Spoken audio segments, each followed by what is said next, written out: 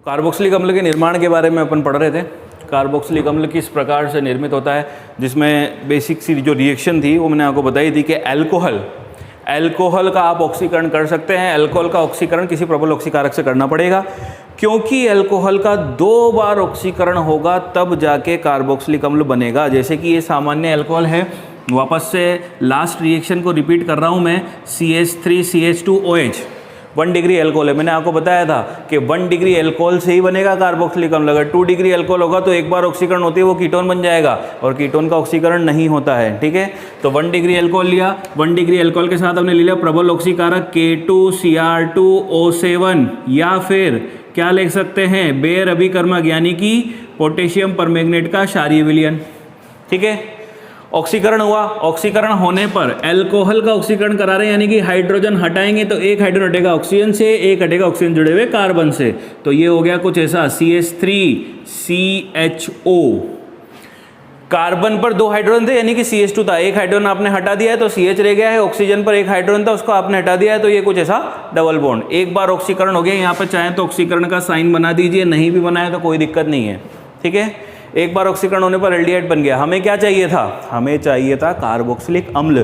तो इसका मतलब ऑक्सीकरण कितनी बार होगा, 2 बार होगा। तो फिर से ऑक्सीकरण K2Cr2O7, या फिर वही क्या, पोटेशियम परमैंगनेट का क्षारीय विलयन, जिसे क्या कहते हैं अपन, बेयर अभिकर्मक। मुझे पता है एल्डिहाइडों का ऑक्सीकरण आसानी से हो जाता है, क्योंकि एल्डिहाइड में होता है कार्बन हाइड्रोजन बंध, ये बंध आसानी से टूट जाएगा, और जब ये बंध टूट जाएगा तो ये कन्वर्ट हो जाएगा कार्बोक्सिलिक अम्ल के अंदर। कार्बोक्सिलिक अम्ल निर्माण की अभिक्रियाओं में पहली अभिक्रिया ये थी अल्कोहल के ऑक्सीकरण द्वारा, और दूसरी अभिक्रिया एल्डिहाइड का ऑक्सीकरण। ठीक है, डायरेक्ट एल्डिहाइड से भी बना सकते हैं, डायरेक्ट अल्कोहल से भी बना सकते हैं। अल्कोहल से बना दिया, अब एल्डिहाइड से बनाना है, सिर्फ एक ही बार ऑक्सीकरण कराना पड़ेगा, और एक बार ऑक्सीकरण कराना है। मैंने मान लीजिए कोई सा भी एल्डिहाइड ले लिया, और जब एल्डिहाइड का ऑक्सीकरण कराना है तो मैं आपको बता दूं, चाहे प्रबल या दुर्बल ऑक्सीकारक लो, कार्बोक्सिलिक अम्ल बन जाएगा। अल्कोहल में प्रबल ऑक्सीकारक लिया था, क्यों लिया था, क्योंकि मुझे 2 बार ऑक्सीकरण कराना था। एल्डिहाइड में प्रबल लूं, दुर्बल लूं, कोई सा भी लूं, कोई दिक्कत नहीं है। दुर्बल से दुर्बल ऑक्सीकारक ले लिया मैंने, H2O2 हाइड्रोजन पेरोक्साइड आसानी से अवेलेबल हो जाता है, सबसे दुर्बल ऑक्सीकारक माना जाता है। वो इसलिए क्योंकि मुझे पता है कि एल्डिहाइड तो आसानी से ऑक्सीकृत हो जाएंगे, क्योंकि इसमें क्या तोड़ना है, इसमें तोड़ना है कार्बन हाइड्रोजन बंध। ठीक है, आसानी से ऑक्सीकरण हो गया तो ये परिवर्तित हो गया कार्बोक्सिलिक अम्ल में, CH3CH2COOH 3 कार्बन वाला कार्बोक्सिलिक अम्ल आपको मिल गया है। ये दोनों रिएक्शन हम देख चुके थे, जिसमें फर्स्ट रिएक्शन जो थी ये थी अल्कोहल द्वारा, यानी कि अल्कोहल के ऑक्सीकरण से, और सेकेंड रिएक्शन जो थी वो थी एल्डिहाइड द्वारा, यानी कि एल्डिहाइड के ऑक्सीकरण से। अब थर्ड रिएक्शन जो आएगी वो आएगी ग्रीनियर अभिकर्मक द्वारा। ठीक है, ग्रीनियर अभिकर्मक से हमें बनाना है कार्बोक्सिलिक अम्ल। तो थर्ड रिएक्शन में मैं लिख देता हूं GR, यानी कि ग्रीनार्ड रिएजेंट, ग्रीनियर अभिकर्मक द्वारा। और ग्रीनियर अभिकर्मक के बारे में हम सभी जानते हैं, ग्रीनियर अभिकर्मक क्या होता है। ग्रीनियर अभिकर्मक होता है RMgX, एक प्रकार का कार्बधात्विक यौगिक है। ठीक है, RMgX ये ग्रीनियर अभिकर्मक का सूत्र है, और मैंने आपको पहले भी बताया था इसकी खासियत क्या है। इसकी खासियत यह है कि इसमें कार्बन का बंध मैग्नीशियम धातु से बना हुआ है। मैग्नीशियम धातु है, धातुएं हमेशा धनात्मक होती है, तो इसके रेफरेंस में कार्बन आपका ऋणात्मक होगा। R के स्थान पर आप कुछ भी ले सकते हैं, CH3C2H5 C3H7 C4H9 methyl ethyl propyl butyl कुछ भी ले सकते हैं, लेकिन ज़्यादा आसानी है तो आप क्या करें कि छोटा समूह लेने का प्रयास करें, क्योंकि जो समूह छोटा होता है वो क्रियाशील होता है, और जो क्रियाशील होता है वो आसानी से अभिक्रिया कर लेता है, और हमें यहाँ पर अभिक्रिया ही करानी है, ग्रीनियर अभिकर्मक से कार्बोक्सिलिक अम्ल बनाना है। तो हम कोशिश ये करेंगे कि क्रियाशील लें। तो हमने मान लीजिए ले लिया ग्रीनियर अभिकर्मक CH3MgCl हमने यहाँ पर ग्रीनियर अभिकर्मक के रूप में ले लिया है। इससे मुझे बनाना है कार्बोक्सिलिक अम्ल। मैं आपको बता दूं, ये एक ऐसी अभिक्रिया है जिसमें कार्बोक्सिलिक अम्ल एक अधिक कार्बन वाला मिलेगा। एक अधिक कार्बन से मेरा मतलब, यहाँ कितने कार्बन दिखाई दे रहे हैं आपको, एक ही कार्बन दिखाई दे रहा है। ग्रीनियर अभिकर्मक में जितने भी कार्बन होंगे उससे एक अधिक कार्बन वाला आपको कार्बोक्सिलिक अम्ल प्राप्त होगा। वो क्यों होगा? वो इसलिए होगा क्योंकि ग्रीनियर अभिकर्मक की अभिक्रिया आप कराएंगे कार्बन डाइऑक्साइड से। और कार्बन डाइऑक्साइड का कार्बन भी इसमें जुड़ जाएगा, तो आपको जाहिर सी बात है कि एक अधिक कार्बन वाला कार्बोक्सिलिक अम्ल ही मिलेगा। यानी कि अगर आपका ग्रीनियर अभिकर्मक 2 कार्बन वाला है तो आपको उत्पाद 3 कार्बन वाला कार्बोक्सिलिक अम्ल मिलेगा। अगर ग्रीनियर अभिकर्मक 4 कार्बन वाला है तो आपको उत्पाद एक अधिक यानी कि 5 कार्बन वाला मिलेगा। ठीक है, तो यहाँ पर हम क्या कर रहे हैं, ग्रीनियर अभिकर्मक लिया, कार्बन डाइऑक्साइड का सूत्र हमें पता है CO2 होता है, तो CO2 को मैं कुछ इस तरह से लिख देता हूँ।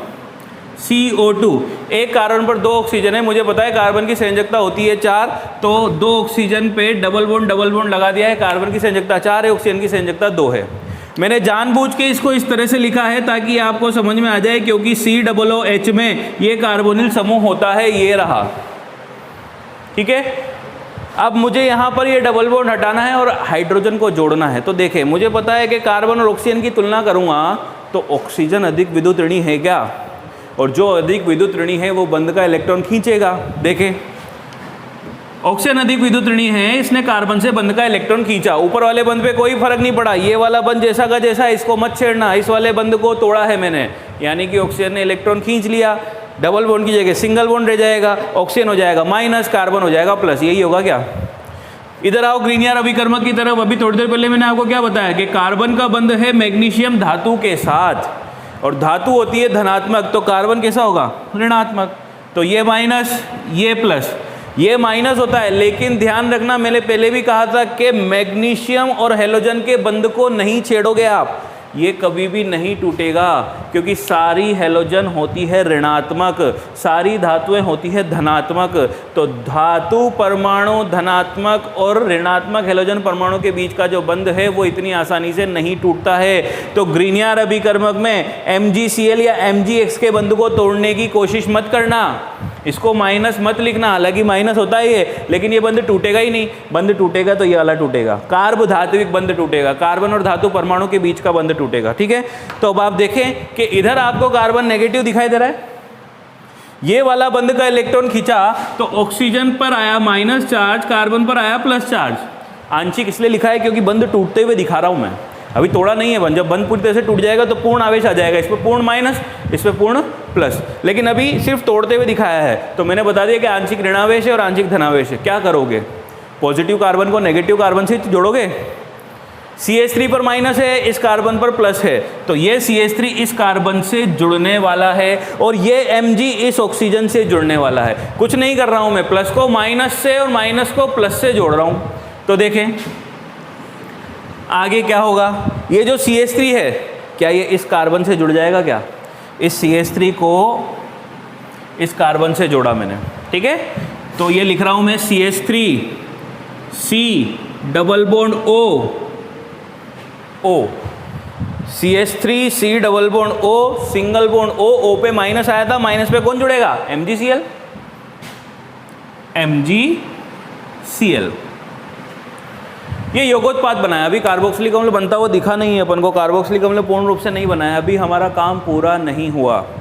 जब भी ग्रीनियर अभिकर्मक हम काम में लेते हैं तो इस स्थिति में हमें जल योजन कराना पड़ता है, यानी कि जल से अभिक्रिया करानी पड़ती है, तब जाके हमारी अभिक्रिया समाप्त होगी। ठीक है, तो हम कराएंगे जल योजन।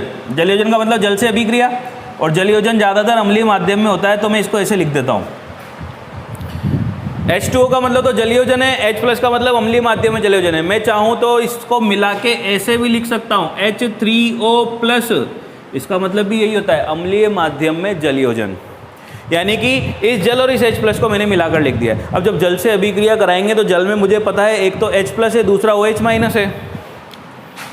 ये बंध का इलेक्ट्रॉन फिर से ऑक्सीजन ने खींचा तो H+ OH- हो गया है। अब ये H+ कहाँ जाएगा, सोचो, आप खुद सोचो। कार्बोक्सिलिक अम्ल बनाने के लिए हमें क्या करना है, CH3 तो है ही सही, ये रहा CH3 C डबल O, इस O को क्या चाहिए, H चाहिए, तो फिर से वही बात, यहाँ पे MgCl का बंध तो टूटेगा ही नहीं, ऑक्सीजन फिर से विद्युत ऋणी है, विद्युत धनी धातु परमाणु से जुड़ा हुआ है, ऑक्सीजन ने बंध का इलेक्ट्रॉन खींचा, ये खींच लिया, तो इसका मतलब ये इतना समूह देखो CH3 C double O minus हो रहा है क्या, ये CH3 C double O minus हो रहा है, इस CH3 C double O minus पे क्या आएगा, जल का H+, और मैग्नीशियम पे Cl तो था ही सही, अब क्या आ जाएगा मैग्नीशियम पे OH माइनस, क्योंकि मैग्नीशियम की संयोजकता 2 होती है, दोनों तरफ सब तरफ 2 संयोजकता से जुड़ा हुआ है। तो CH3COO माइनस पे तो क्या आया H, तो ये बन गया CH3COOH और मैग्नीशियम के साथ Cl जुड़ा हुआ था OH और आ गया,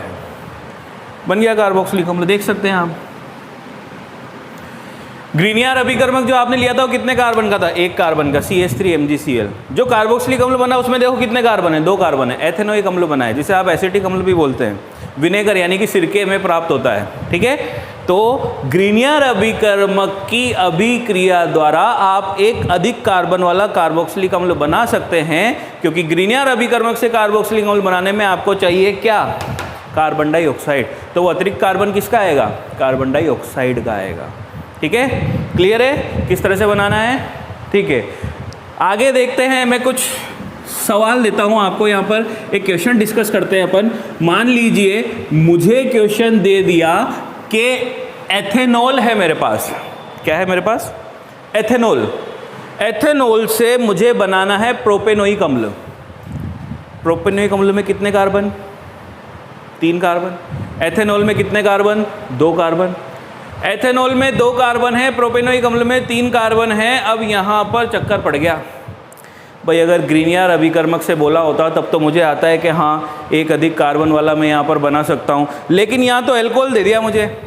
एल्कोहल का ऑक्सीकरण कराकर तो बना सकता हूँ मैं कार्बोक्सिलिक अम्ल, लेकिन अगर एथेनॉल का ऑक्सीकरण कराऊंगा तो मुझे तो एथेनोइक अम्ल मिलेगा।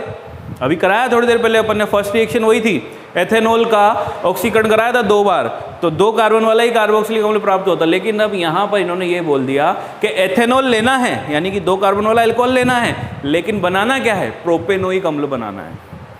एथेनॉल से प्रोपेनोइक अम्ल बनाना है, यानी कि एक कार्बन भी बढ़ाना है और एल्कोहल से ही लेना है। तो मैं क्या करूं? मेरा दिमाग सिर्फ इतना सा दौड़ रहा है यहाँ पर कि मैं पहले एल्कोहल को ग्रीनियर अभिकर्मक में बदल दूं। एल्कोहल को क्या करूं? ग्रीनियर अभिकर्मक में बदल दूं। और डायरेक्ट ग्रीनियर अभिकर्मक तो मैं नहीं बदल सकता, पहले मुझे उसको हेलो एल्केन में बदलना पड़ेगा। तो एल्कोहल से हेलो एल्केन बनाना आता है क्या? आता है, 10वें चैप्टर में देखा था हमने।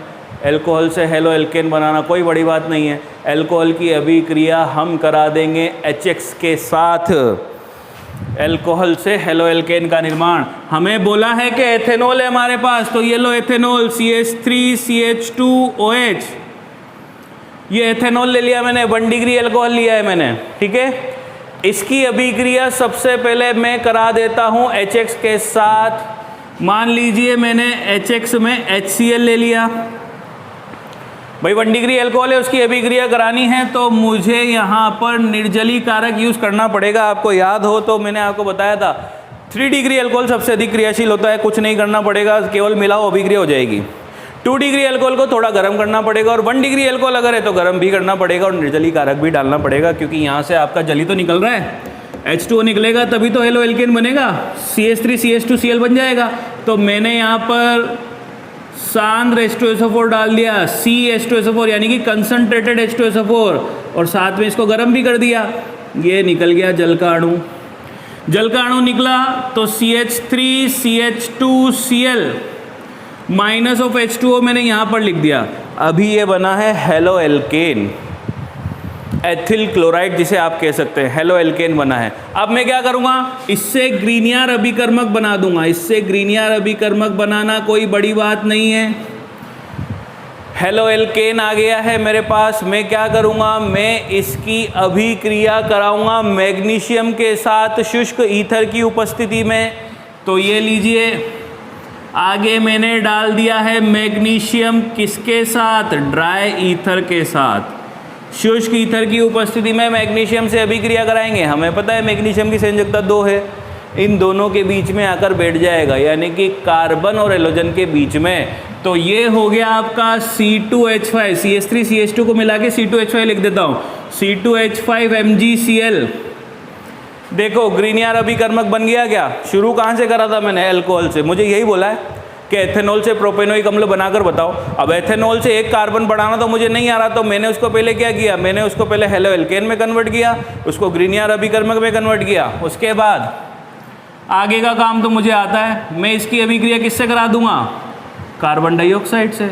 बस अब तो यही प्रोसेस चलेगा पूरा। CH3 MgCl था ना यहाँ पे, इसकी जगह पर अब क्या है C2H5 MgCl है। C2H5 MgCl है, फिर से वही बंद का इलेक्ट्रॉन ऑक्सीजन खींचेगा, ऑक्सीजन ने खींचा तो ऑक्सीजन पर ऋणावेश, कार्बन पर धनावेश, ये वाला कार्बन नेगेटिव हो रहा है, नेगेटिव वाला कार्बन पॉजिटिव वाले कार्बन से, तो ये लो C2H5 किससे जुड़ेगा, इस C से जुड़ेगा, C double bond O MgCl, ये हो गया। उसके बाद क्या कराएंगे, उसके बाद जलयोजन कराएंगे, ये करा दिया जलयोजन अम्लीय माध्यम में, HOH H+ बंद का इलेक्ट्रॉन यहाँ से खींचा तो C2H5 COOH, ये H+ यहाँ चला गया है और ये OH- MgCl के साथ आ जाएगा, तो Mg के साथ है Cl, Mg के साथ है OH, ये हो गया काम हमारा। क्या बोला था, एथेनॉल से प्रोपेनोइक अम्ल बनाना है, देख लो 3 कार्बन वाला कार्बोक्सिलिक अम्ल मिल गया क्या, तो एथेनॉल से शुरू किया था, प्रोपेनोइक अम्ल पर समाप्त किया है।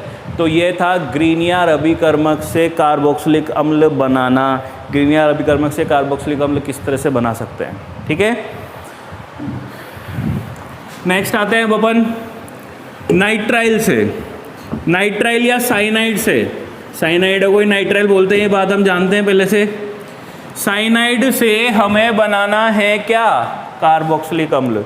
नाइट्राइल से हमने एल्डिहाइड और कीटोन भी बनाए थे, याद करो, स्टीफेन अभिक्रिया, स्टीफेन अभिक्रिया में नाइट्राइल ही काम में लिया था अपन ने, एल्डिहाइड बनाना था तो HCN लिया था और कोई दूसरा एल्किल साइनाइड लिया था।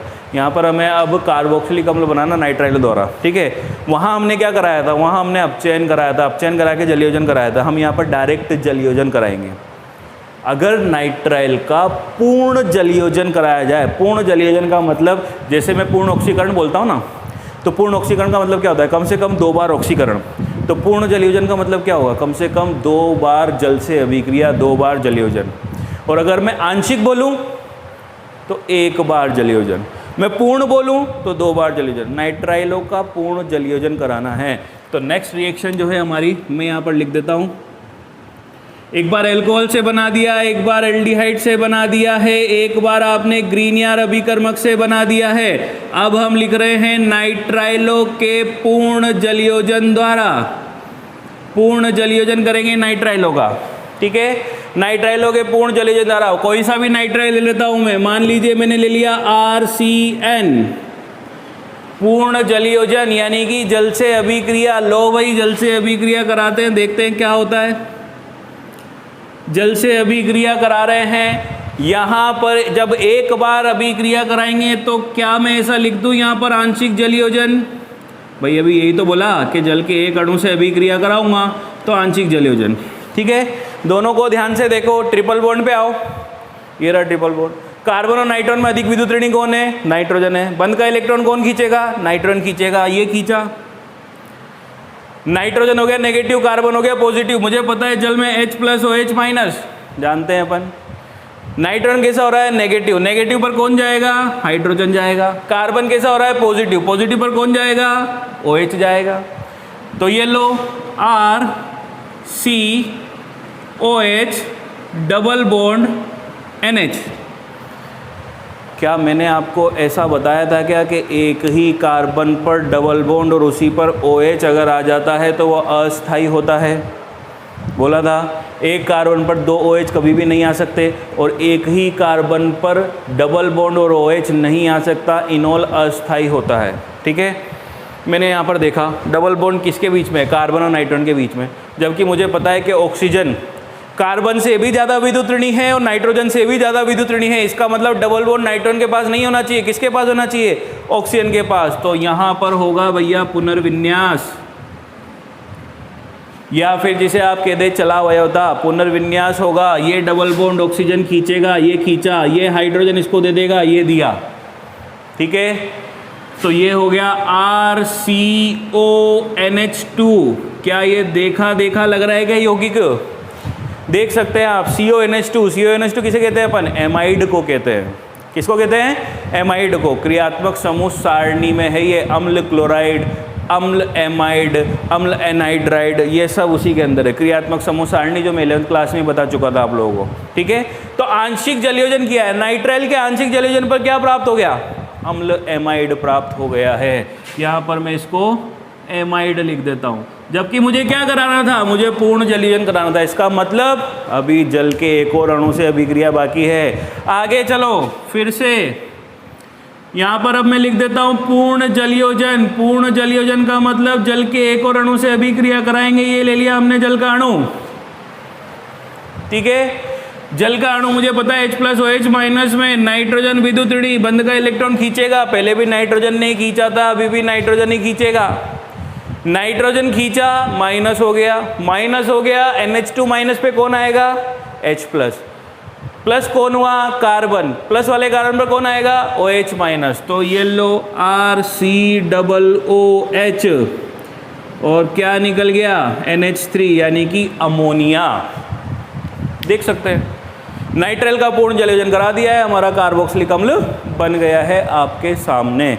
अगर जल के एक अणु से अभिक्रिया कराते हैं तो हम उसे कहेंगे आंशिक जलयोजन, और अगर जल के दो अणुओं से अभिक्रिया कराते हैं तो हम कहेंगे पूर्ण जलयोजन। नाइट्राइल के आंशिक जलयोजन पर एमाइड बनता है, नाइट्राइल के पूर्ण जलयोजन पर कार्बोक्सिलिक अम्ल का निर्माण होता है। आप आर के स्थान पर कुछ भी ले सकते हैं, डिपेंड करता है कि आपसे क्वेश्चन में पूछा क्या गया है, किस प्रकार के नाइट्राइल का आपको जलयोजन कराना है, किस प्रकार का कार्बोक्सिलिक अम्ल आपको बनाना है, ठीक है।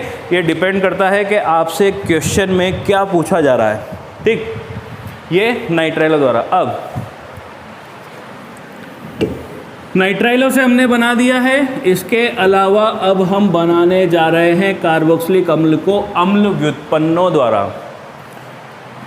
अम्ल व्युत्पन्न क्या होते हैं भाई, देख लेते हैं अभी अम्ल व्युत्पन्न क्या होते हैं। अम्ल व्युत्पन्नों द्वारा कार्बोक्सिलिक अम्ल हमें बनाना है। अम्ल क्लोराइड नाम सुना है आपने, COCl समूह, वो भी अम्ल व्युत्पन्न है। अभी जो आपका बना था अम्ल एमाइड, ये भी अम्ल व्युत्पन्न है। मतलब जिसकी भी आगे अम्ल आ रहा है ना नाम के आगे, तो वो अम्ल का व्युत्पन्न है। तो यहाँ पर 4-5 अम्ल व्युत्पन्न होते हैं, वो मैं आपको बता देता हूँ कौन कौन है। मैं यहाँ पर लिखता हूँ RCOZ। RCOZ कोई सा भी अम्ल व्युत्पन्न हो सकता है। Z बराबर क्या क्या है वो मैं भी आपको बताता हूँ, ठीक है। अम्ल व्युत्पन्नों का जलयोजन कराना है मुझे, जल से अभिक्रिया। अम्ल व्युत्पन्नों का जलयोजन कराना है जल से अभिक्रिया। ये Z लिखा है मैंने यहाँ पर, Z, ठीक है। अभिक्रिया हुई, HZ निकल गया, RCOOH बन गया। बन गया क्या? ये HZ निकल गया। अब ये Z क्या था तो मैं आपको बता देता हूँ। Z बराबर Cl हो सकता है। अगर Z बराबर Cl हुआ तो इसे कहेंगे अम्ल क्लोराइड, जो कि एक प्रकार का अम्ल व्युत्पन्न है। Z बराबर NH2 हो सकता है। अगर Z बराबर NH2 हुआ तो RCONH2 उसे बोलेंगे अपन अम्ल एमाइड, वो भी एक प्रकार का अम्ल व्युत्पन्न है। Z बराबर OR हो सकता है, RCOOR, तो हम उसे कहेंगे एस्टर। एस्टर भी एक प्रकार का अम्ल व्युत्पन्न होता है, ठीक है। Z बराबर यहाँ पर OR भी हो सकता है। Z बराबर यहाँ पर OCOR भी हो सकता है। अब CO तो ऑलरेडी है, OCOR हो गया तो इसका मतलब ये एनाइड्राइड भी हो सकता है। Z के स्थान पर ये 4 चीज़ें ले सकते हैं। तो मेरे बात ये समझ में आई कि अम्ल क्लोराइड के जलयोजन पर भी कार्बोक्सिलिक अम्ल, अम्ल एमाइड के जलयोजन पर भी कार्बोक्सिलिक अम्ल, एस्टर के जलयोजन पर भी कार्बोक्सिलिक अम्ल और एनाइड्राइड के जलयोजन पर भी कार्बोक्सिलिक अम्ल प्राप्त होता है। यानी कि सारे अम्ल व्युत्पन्नों से आप कार्बोक्सिलिक अम्ल बना सकते हैं। आप चाहें तो एक एक Z उठाकर रख दो यहाँ पर। जैसे कि मान लीजिए R के स्थान पर मैंने CH3 ले लिया, CH3COZ के स्थान पर मैंने लिया Cl, एसिटिल क्लोराइड। जल से अभिक्रिया हुई तो निकल गया आपका क्या? HCl निकला तो CH3COOH कार्बोक्सिलिक अम्ल प्राप्त हो गया। पहला वाला Z रख दिया है मैंने, Z बराबर Cl, ठीक है। R बराबर वापस CH3 रख देता हूँ, Z बराबर NH2 रख देता हूँ। फिर से जल योजन, जल से अभिक्रिया, जल से अभिक्रिया हुई तो ये लीजिए अमोनिया निकल गया, फिर से CH3COOH और निकलने वाला समूह NH3। Z बराबर OR रख देता हूँ, दोनों ही R के स्थान पर CH3 रख देता हूँ मैं, क्योंकि इस वाले R को भी CH3 माना है, इसको भी CH3 मान लेता हूँ। ठीक है, तो CH3COOCH3 वापस से जल योजन कराया तो ये लो एल्कोहल निकल गया, CH3OH निकल गया है और कार्बोक्सिलिक अम्ल बन गया CH3COOH और CH3OH। और उसके बाद एनाइड्राइड, इसकी बारी आ जाती है, वापस से दोनों R के स्थान पर CH3 रख देता हूं मैं, तो CH3COOCH3 ये एनाइड्राइड है आपका, क्रियात्मक समूह सारणी में मिल जाएगा आपको। देखो ये समूह, या फिर इसको इस तरह से पहचान लो, ये समूह आपका एनाइड्राइड समूह है। ठीक है, तो वही समूह है यहाँ पर, जल से अभिक्रिया, ये लीजिए जल से अभिक्रिया। अब आपको पता है कि CO तक यहाँ छोड़ के ये पूरा Z है, तो ये पूरा Z हटा दिया, कुछ नहीं, 2 अणु कार्बोक्सिलिक अम्ल के बन जाएंगे। एनाइड्राइड का जलयोजन कराएंगे तो दोनों अणु जो है वो कार्बोक्सिलिक अम्ल के बनेंगे। अगर दोनों R समान है तो समान कार्बोक्सिलिक अम्ल, और दोनों R अलग अलग है तो भिन्न भिन्न कार्बोक्सिलिक अम्लों का यहाँ पर निर्माण हो जाएगा, कोई बड़ी बात नहीं है। अब आप देखेंगे CH3COOH, यहाँ पर भी देखिए CH3COOH, तो मैं डायरेक्ट लिख देता हूँ ट्वाइस ऑफ CH3COOH, क्योंकि मैंने दोनों R समान लिए थे।